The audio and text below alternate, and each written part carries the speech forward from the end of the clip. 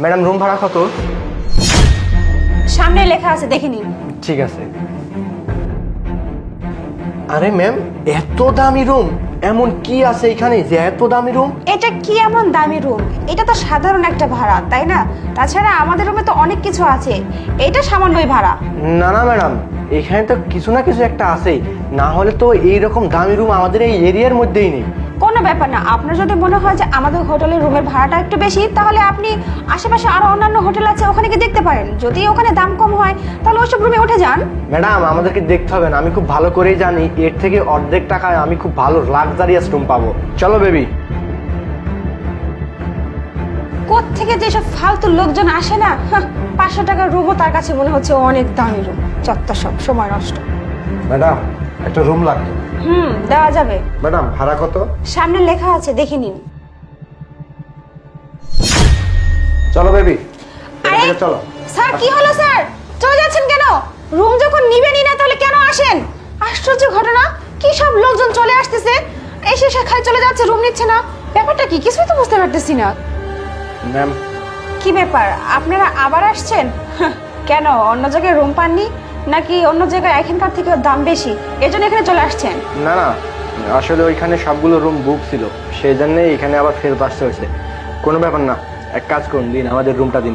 আচ্ছা ঠিক আছে, কোনো ব্যাপার না, আপনারা এক কাজ করুন, পেমেন্টটা করে দিন আর আপনাদের দুজনের আইডি কার্ডটা দিন। আচ্ছা ঠিক আছে ম্যাম, অনলাইন পেমেন্ট করা যাবে কি? জি করা যাবে, ওখানে নাম্বার আছে, স্ক্যান করুন। আচ্ছা ঠিক আছে।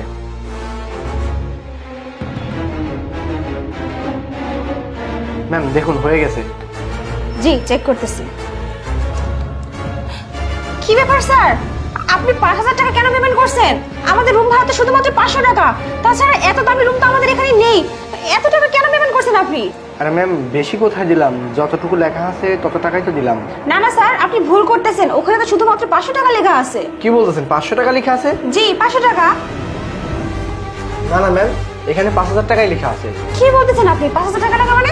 আমি তো 500 টাকা লিখে রাখছি। কি ব্যাপার, এখানে 5000 টাকা কে লিখলো? এখানে তো 500 টাকা লেখা ছিল। সেটা আমরা কি করে বলবো ম্যাম, যা লেখা ছিল তাই তো দিলাম। এর জন্য তো বলি, কাস্টমার এসে সে কেন ঘুরে যাচ্ছে?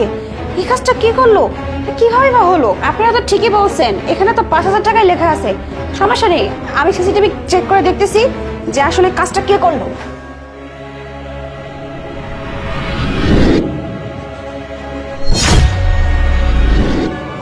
আরে এটা তো দেখতেছি আমিরুল, ও আমাদের অফিসের একজন স্টাফ। তাহলে ও কাজটা কেন করলো? না, এটা তো একটা হেসনাস্ত করতে হবে। ওর জন্য সকাল থেকে কাস্টমার একের পর এক আসতে চলে যাচ্ছে। আমিরুল, আমিরুল, আমিরুল, এদিকে আসো। জি ম্যাডাম বলুন। তুমি এই কাজটা কেন করলে? ম্যাডাম কোন কাজ? কোন কাজ মানে? তুমি আমাদের হোটেলের রুম ভাড়া 500 টাকা থেকে 5000 টাকা করে দিছো কেন? ম্যাডাম বিশ্বাস করেন আমি করি নাই। একদম মিথ্যা কথা বলবে না, আমি সিসিটিভি ক্যামেরা ফুটেজ চেক করে দেখছি, তুমি এই কাজটা করছো।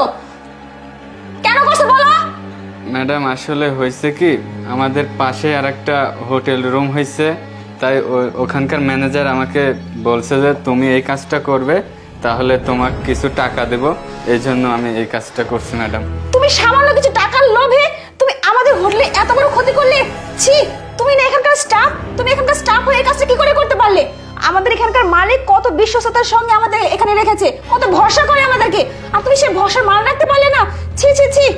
দেখো, আমি কিন্তু এই কৈফিয়তটা মালিকের কাছে আমি কি করে দিব এখন বলো? তোমার জন্য, শুধুমাত্র তোমার জন্য সকাল থেকে কতগুলো কাস্টমার এসে ঘুরে যাচ্ছে, শুধুমাত্র এই বেশি টাকা দেখে তারা এখান থেকে চলে যাচ্ছে।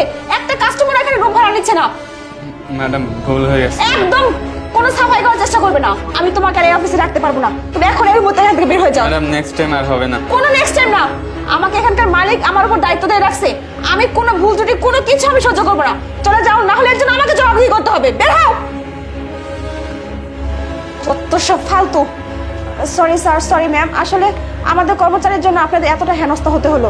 আপনারা আপনাদের রুমে যান, আপনারা আমাকে 500 টাকায় পেমেন্ট করুন, আর আমি বাকিটা আপনাদের ফেরত দিয়ে দিচ্ছি।